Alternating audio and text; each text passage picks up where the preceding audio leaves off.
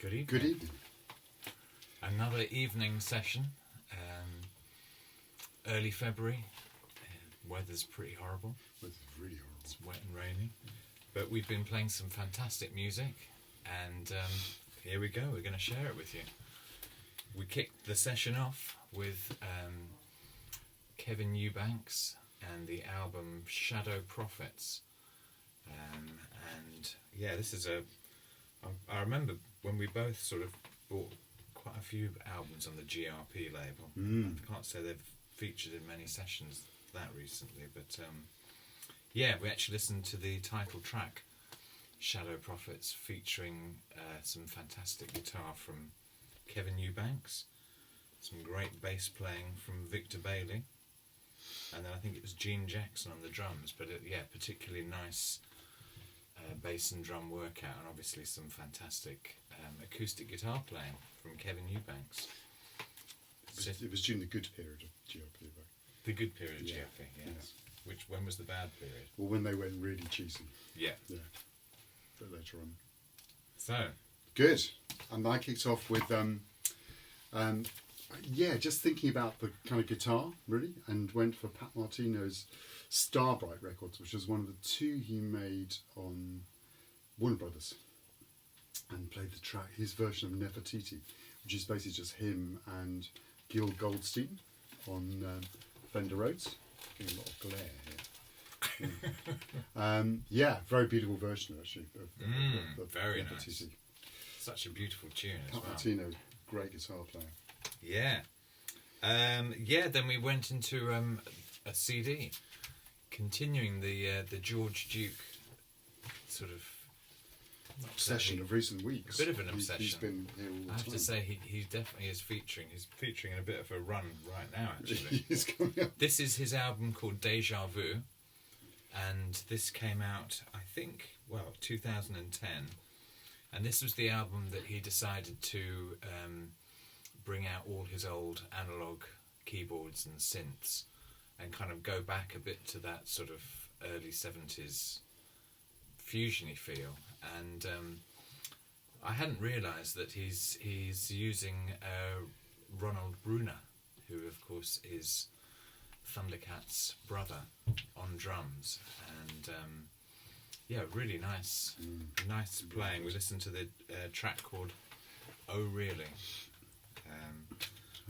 Who was the guitar player on that? Because it was really nice. There were two good albums he made. Well, a lot of good albums he made in the 90s, actually. Jeff Lee Johnson. Yeah, who's fantastic. He died, unfortunately, last year. Really brilliant guitar player. So there's this one, which is called Deja Vu. And there's also one called Jukey Treats, where he kind of also uses a lot of analog stuff and plays a lot of funk on that one as well, which is also really good. So going back to, I think, one of his first albums on MPS, his second album, I think, played Faces and Reflection. This is also a tribute to Ndugu, who sadly died 2 or 3 days ago. The drummer, who's a fantastic drummer, definitely one of my favourites, actually, Leon Ndugu Chancellor, and played the first track off this called The Opening. And this was one of a whole run of fantastic albums George Duke made on MPS. And another of the fantastic albums he made on MPS is George Duke and Feel, and this is the Japanese pressing. Both albums feature just amazing sound courtesy of the recording engineer Kerry McNabb. And we listened to actually an Ndugu original composition called The Once Over, which sort of features a lot of percussion and kind of quite a sambury drum pattern. And that album also has 2 tracks featuring Frank Zappa. Absolutely. Under another name. As Obdawil X. Fantastic album. Ndugu plays probably the most famous introductory drum break ever, I should think, on Billie Jean, which is on Thriller by a certain Mr. Michael Jackson. That's the second time Michael Jackson's featured in our sessions. Yeah. The last few weeks. And yeah, it's just a classic, really. Don't need to tell you about Billie Jean. But that's Ndugu playing on it. But I have to say, since the last session, I have changed my cartridge yet again on the Technics deck and moved back to the Nagaoka 500. This is for the hi-fi nerds amongst you, and I have to say, the amount of detail that was coming out of everything, it was just fantastic. More MJ. Well, absolute classic album. Just to say, we were both enjoying the Quincy Jones interview that suddenly appeared online, where I don't know what's happened to Quincy, but he suddenly decided to be exceptionally honest about everything. It's really funny. Very entertaining and very refreshing, actually. Yeah. We listened to the collaboration with Stevie Wonder called I Can't Help It. Fantastic album. I noticed that I need to get a new copy of this because it was something very, very kind of very crackly.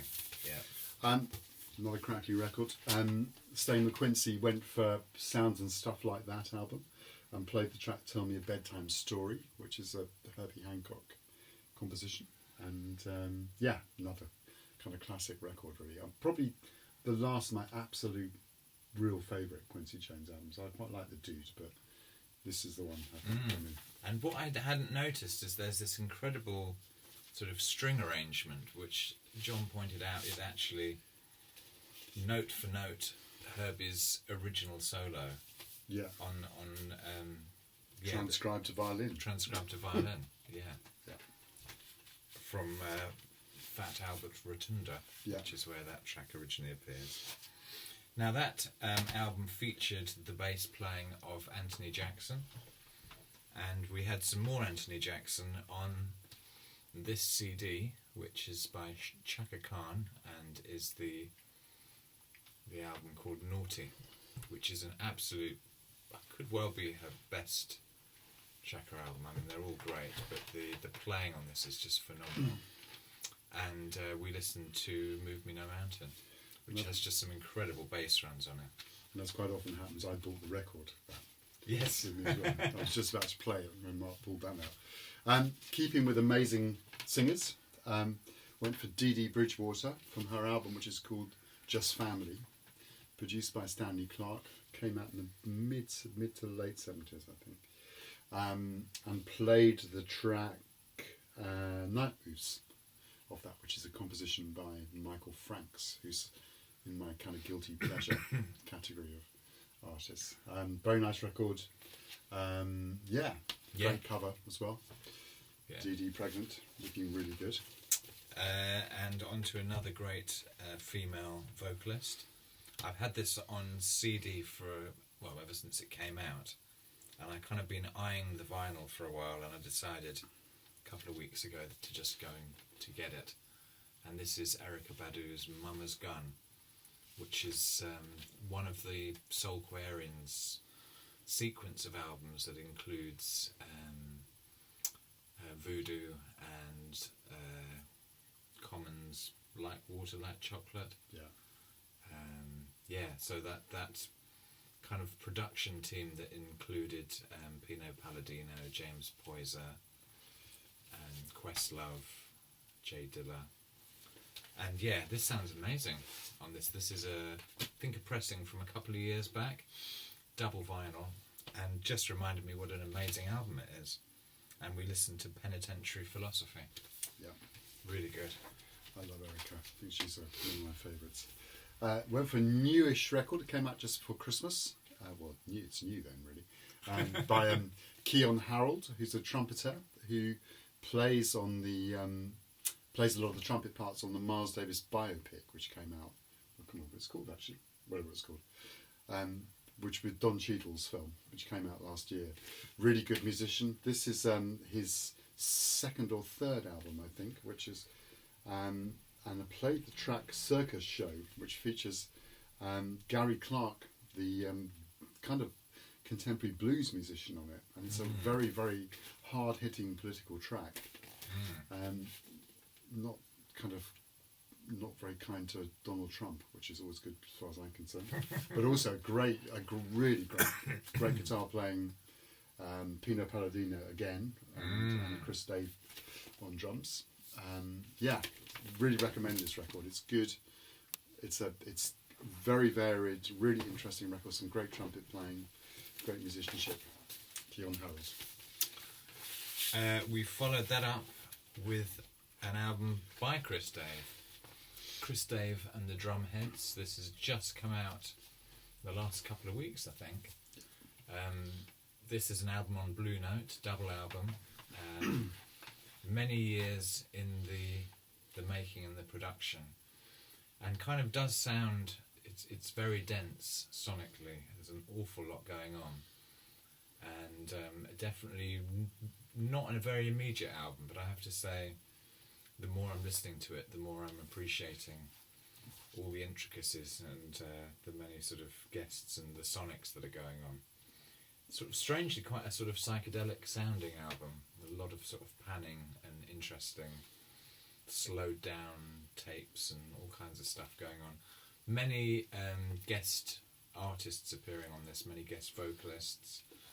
We listened to the track called Lady Jane, which is the second track on the final side, and it actually sounded fantastic. Did sound really good. Yeah. My copy arrived this morning. I haven't unwrapped it yet.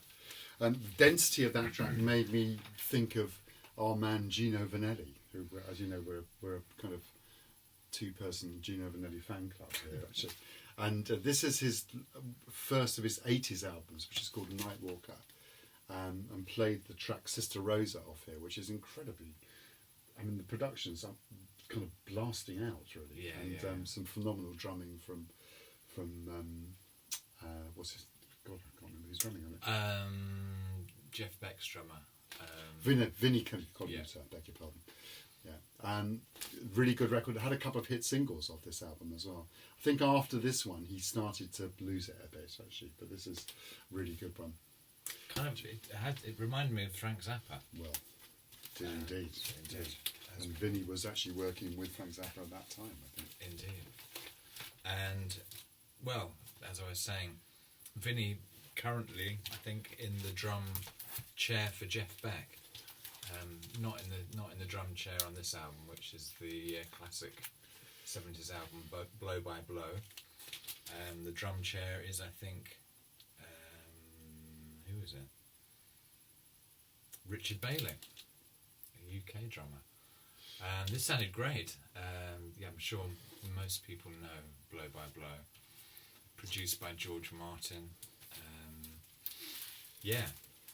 Really showcasing the many kind of textures and intricacies of the guitar style of Jeff Beck, and a great rhythm section actually as well.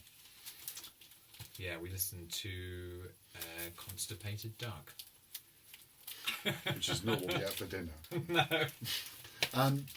I've been kind of slowly collecting all of the Bernie Grunman and his studio remasters of Frank Zappa. And this is Roxy and Elsewhere, which is a very famous record. Recently, actually, all the tapes from all the shows have just come out on I think a 6 or 7 CD set from Zappa family. But this is the original double album, live album, which is sounded just incredible, actually. I mean, it's kind of this is my favourite. I think probably one of my absolute favourite bands of all time. The band with George Duke again. Napoleon Murphy Brock, Ruth Underwood, Tom Fowler, Bruce Fowler, and Chester Thompson and Ralph Humphreys. Great album. I mean, just ridiculously good playing on this record. I think we may have taken a break at that moment and returned with some Venezuelan sort of psych rock, I guess. I don't know what this is, but you can sort of tell. It looks kind of quite interesting from that cover. This is an Airto-produced album. I think Opa had 2 albums. There's another one called Golden Wings. And we listened to the first track, which is called Mind Projects. And it just, in sort of 5.5 minutes, goes through a real range of musical styles. But there's a kind of percussive thread that just about keeps it together. But yeah, it's nice. Yeah, it's nice. Nice album. And Magic Time, it's called, the album. then, I'm not sure what the connection was actually. It might have been the kind of percussion heaviness of it. And then went for Nicole Mitchell, who's one of the new wave of AACM artists out of Chicago, which is the association with the Advancement of Creative Musicians, who gave birth to Richard Abrams and Art Ensemble of Chicago, and played the first track off this album, which is called Mandorla Awakening 2, Emerging Worlds. And it's kind of really hard to, it's kind of almost sounds to me like Electric Miles cross with the Art Ensemble of Chicago, actually. And played the track called Ego's War off this. It's a great album, and it's my Christmas present from Mark, which was fantastic, actually. Getting a lot of pleasure out of this. She plays flute, but also uses electronics and does all kinds of stuff, actually. It's a very good record. So definitely in the spiritual jazz kind of but zone. sort of in a kind of contemporary version of it, I think. Good stuff, and recommend all her albums. I think this one is her best, though, actually, definitely. Played another new album. This is Onism by Fote, which I'm still kind of getting familiar with. Just very very arresting, sort of glitchy electronic sounds, but also very musical. It's all instrumental, and just sounds really fresh. We listened to the first track called Screens. Yeah. From a new album to a new discovered album, and Sun Ra hasn't made an appearance at one of our sessions for quite a while, actually. And this is from the album I Roam the Cosmos, which has come out on the excellent Art Yard Records. Hello to Peter Dennett, if he's watching. And we played an excerpt from I Roam the Cosmos, which includes a lot of kind of declamations, really, from Sun Ra and June Tyson, and a kind of groove that goes through both sides of the records. Actually, it's causing quite a lot of attention. This record, it's kind of recorded at Slug's Saloon, which was where Sun Ra had a residency through the early 70s on the Monday nights. Can't go. I'm in a bit of a Sun Ra phase at the moment, so that's why this popped out. I guess sort of slightly in the theme of otherworldly music, I sort of rediscovered Tom York's Tomorrow's Modern Boxes album, which I haven't listened to for ages, and sounds good, in that sort of sonically fascinating, moody way. Not necessarily the greatest songs, but certainly some of the most interesting sonics. And we listened to track 2 on the first side, which is called Guess Again. Keeping with the kind of English eccentrics, I guess, actually, as well. Went for we haven't played Talk for a little while at our sessions, and dug into Spirit of Eden, which is one classic record, and played the track I Believe in You, which is got some remarkable musicians on it as well, and as well as some of the usual suspects. There's people like Henry Lowther and Hugh Davis, and a lot of people from the improvised music scene in the UK, jazz and improvised music scene in the UK. I mean, if you don't know Talk, you need Spirit of Eden. Yeah. And also Mark Wallace's solo album. album. Yeah. I mean, fantastic. I mean, just very hard to describe. Kind of, it sounds very, very loose sounding music. They were a kind of synth pop band really before they made these 2 records, and these 2 records almost came out of nowhere really. But I recommend Spirit of Eden as being fascinating music. Yeah. And actually, Colour of Spring is nice. Colour of Spring is good as well. And the 3 of them. Laughing Stock as well. Yeah. The 3 of them actually. Yeah, another new piece of vinyl. This is the Easter EP.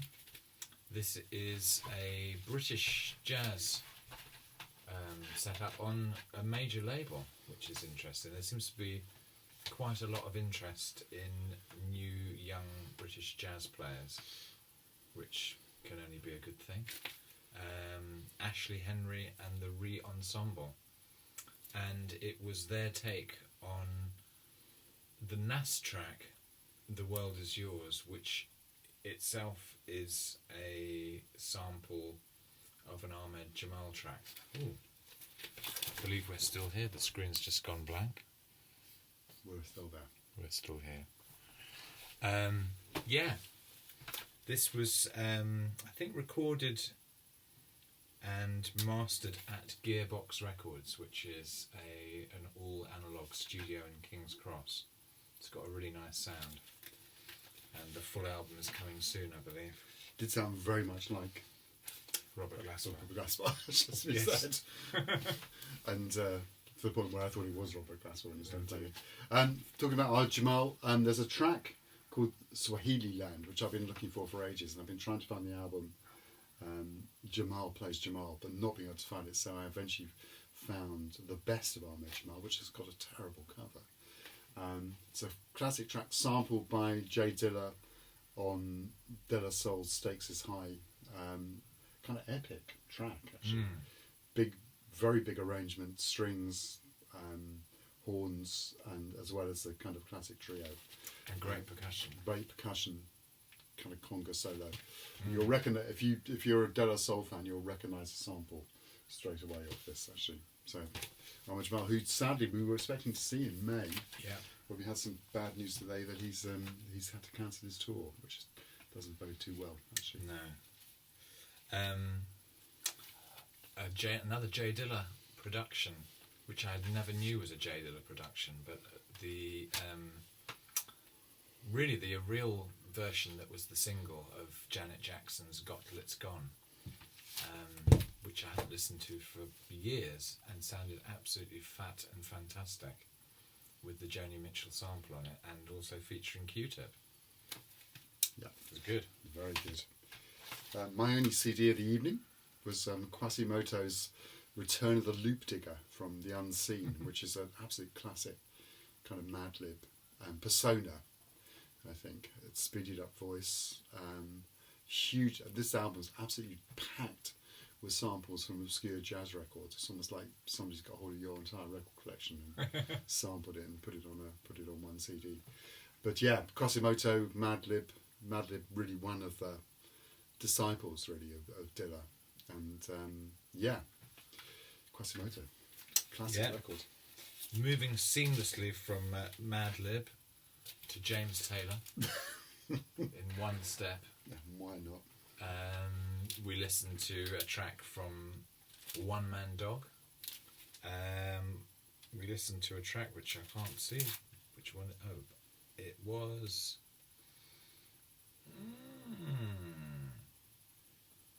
Can't remember which it was. Oh, it was very good. It was very good, and it featured John McLaughlin on acoustic guitar. It's kind of a very underrated album, but there's a lovely vibe with the players, which includes Lee Sklar on the bass and Russ Kunkel on the drums. Yeah, as they often are. Yeah, produced by Peter Asher. He used to live down the road from me. With his when I was a kid. And going from James Taylor to a song by James Taylor, Fire and Rain, played the Isley Brothers version of that off this compilation called Timeless, which collects a lot of their early releases on their T-Neck record label, which is the label they had when they left to Motown. And great version of Fire and Rain, actually kind of sounded almost like a kind of Temptations sound to it as well. On the subject of the Temptations, sadly Dennis Edwards, who was one of the lead singers, died. We didn't play any of their music, but there is a link to the new All Points radio show underneath this video if anyone wants to listen to it. Yes, that's I'll play right. a few tracks there. You do indeed. Yeah. And another new album. Gosh, a lot of new albums. This is Mr. Finish Line by Wolf Peck. Sort of very much their own label, their own thing. Big sort of following for them on YouTube, and also actually an increasingly large live following. I think this is their third album. They're very fun. They play really well. They're clearly very, very, very influenced by a lot of 70s soul and funk music, and do their own take on it. Their bass player seems to be a bit of a sex symbol. But also is a fantastic Fender jazz bass player called Joe Dart. Check him out. We listened to a track called Running Away, and they've, on a couple of the tracks, they've got the amazing James Gadsden, who appears on a number of tracks tonight, and David T. Walker on the guitar. So that's full pack. Very nice pressing. The whole experience getting the album has been good, beautifully packed. So we're checking out some of the YouTube videos of Wolfpack. I've kind of sorted them. They look like kind of, well, I don't know, kind of, certainly not the kind of, not what you'd be expecting. No. People throwing themselves at the stage and kind of getting very excited about kind of interesting cult band. Went from Wolfpack to, I don't know why actually, to Lamont Dozier from his album. I think it was that cover. Yeah, that cover, absolute classic cover. I thought you don't want to get too close to this cover actually. Lamont's wearing a lot of leather and rather tight leather, and hasn't quite got the body to work with it, I don't think actually. But a great track called Take Off Your Makeup, which I think he probably wouldn't get away with calling a track Take Off Your Makeup anymore. So all in all, a completely non-compliant record by Lamont Dozier. Has a fantastic kind of opening drum break on it, which has been massively sampled all over the place as well. And could it be James Gadsden on the drums? It could be James Gadsden, or maybe Ed Green, I would say, on the drums on this track. I'm not sure who's on. Well, Lamont Dozier. Don't look too closely at the cover. In a real sort of deep soul selection groove now, and this definitely did feature James Gadsden on the drums. This is Johnny Taylor on the Beverly Glen album. The album Just Ain't Good Enough, and the track What About My Love, which features a very recognisable string arrangement by Gene Page, which if you hear it, you'll hear how many times that's been sampled as well. Lovely vocals, very Bobby Womack-esque. Bobby Womack-esque. Get it out. You were quite excited. I was very excited about it. So I've never heard this record at all actually. Beverly Glen was a great label because they put out Bobby Womack, the two Poet records, and also the first two Anita Baker records as well. Yeah. Then I took a risk and played a record I actually probably haven't played for anything up to 20 years possibly, and played Womack and Womack, which is Cecil and Linda Womack, two other members of the family. And we played the track Baby I'm Scared of You, which also features James Gadsden on drums and Abe Laboriel, the excellent Abe Laboriel on bass, and it sounded great actually. It's got a great sort of last third of the track where it just really loosens out. This was a big record when it came out actually at the time. Got a lot of promotion. Well, Lovers was a hit single, wasn't Lovers was the hit single. It's got half a dozen really good tracks on it, and I must admit I'm going to play the whole record. Is it Steve Levine? Steve Levine was the producer, and they did another record, second record, which wasn't so good. Yeah, kind of synth heavy, and then kind of disappeared really. But this was a good one called Love Wars, Womack and Womack. A classic Earth, Wind and Fire album. That's the way of the world. And I mean, every track on this is a winner. If you don't have this album and you want to introduce yourself to Earth, Wind and Fire, this is a great starting place. And we listened to the fantastic ballad called Reasons. My wife's about to come through the ceiling. What can I say? Very, very sweet. What can I say about the Detroit Spinners that we haven't said before? Anyway. Well, what we can say is we discovered that John and I share birthdays with two of them. Yeah, which is quite odd, actually. There's a lot of heavy astrological kind of business on this record as well. Leo signs, and you share with Philip. Felipe Wynn, Yeah. and I share with Purvis Jackson, which I think maybe says something about. But anyway, played the track "Love Don't Love Nobody," which is an incredible, slow burning, kind of ballad track with the great singing from Felipe Wynn on it. From the album Mighty Love, Philly soul at its best, really. Yeah. Well, we entered the final section of the session where we tend to sort of wind it down a little bit and get sort of a bit more thoughtful. And what a fine album to get thoughtful with. This is the album Timeless, John Abercrombie, Jan Hammer and Jack DeJohnette, which I think John played a few sessions ago, and then I've just picked up. It's been reissued.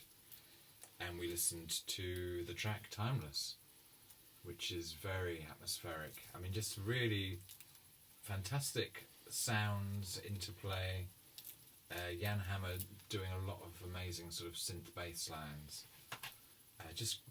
But very, very non-traditional ECM music, I would say. Yeah. It's kind of same kind of lineup as Lifetime, but sounds very different to Lifetime. It's one of my absolute favourite records of all time, I think. Sticking with ECM, went for the Gary Burton Quartet and played the title track of Dreams for Real, which is all basically Gary Burton playing Carla Bley compositions. I'm a big Carla Bley fan. This was, I think, his first or second album on ECM, and he still had a long relationship with them. This is a band with Gary Burton on vibes, obviously, Pat Metheny and Bill Connors on guitar, and Pat Metheny and Mick Goodrick on guitar, Steve Swallow on bass, and Bob Moses on drums. He did 3 great albums with similar lineups. One with the other two have Ebal Weber on as well. Really good stuff. Love Gary Burton. Now, strangely enough, I thought I played this after your next selection, but anyway, the Joe Farrell Quartet. You did. You might have missed out a record here. I think I might have missed out a record. Well, we can. They don't know. They don't know. I might have played Prince, but I don't know. I don't think I did. Anyway, last time John was here, we did our normal Sunday spinning at the Vinyl Head Music record shop in Ramsgate, and John spotted this, and I'm a big fan of the CTI label, and I didn't have this Joe Farrell Quartet album, which is an amazing quartet of Chick Corea, Jack DeJohnette, Dave Holland and John McLaughlin and Joe Farrell. And we listened to first track on side 1, which is called Follow Your Heart, which absolutely has something of the kind of Bitches Brew vibe, because recorded in 1970. Fantastic. A lot of people cover that song as well. Bill Frisell does a great version of Follow Your Heart as well. Okay, yeah, just about makes sense. Then from staying with the CTI label, then played the title track of Hubert Law's Morning Star record, which I think was his either first or second album on CTI, and yet again a great band with John Trappier, Ron Carter, Billy Cobham, Bob James on here as well. It's a great record. Some of the Hubert Law's albums have one good track and the rest of it not so good. This is solid all the way through it, actually. And he's a great flute player, actually, kind of really underrated, I think. So yeah, Morning Star, Hubert Law's CTI. And my last selection of the night was from one of Prince's last albums. This is Hit and Run 2, Phase 2. I think it was his last album. I think it was his last album. And what a great album to go out on, actually. I'd sort of slightly missed out on this because I bought Phase 1, which I have to say, no, it wasn't very good at all. But Phase 2 has got lots of amazing tracks, and we listened to the sort of smoking, sultry Prince falsetto sung slow jam, I guess, really, called Revelation. And it just sounded fantastic. And we finished off with Tim Buckley, and from the track called The River off his album Blue Afternoon, which I think is a bit underrated, actually. People tend to talk about a lot of the other ones, much more than this one. This is a kind of mellow record, actually. Kind of stays in one mood for most of the record, and really like it. I think it was his second or third album. I think you should share the Joe Farrell connection. Joe. No, it's too complicated. To do with legal suits and Jim Madison. Anyway, the drummer is Jimmy Madison, who also played a lot on Joe Farrell records, including the great drum break on Upon This Rock. But that's as far as we're going to go. Yes. Wow, 35 minutes. That's a long session. It's a very long session. That was a long session and a long video. Thank you very much for everybody who subscribes, likes, comments, shares. We'll be back probably the end of March. I'm off to Texas to the South by Southwest Festival, which is very exciting. So it'll be probably after that, I think. Definitely, towards the end of that time. Great. Check out Mark's radio show, which you'll put a link to. Absolutely. Also, if you're interested in Sun Ra, you need to check out Roger Coleman's blog, which is called New Void, N-U-V-O-I-D. Really good writing on Sun Ra. And that's it. Great. See you soon.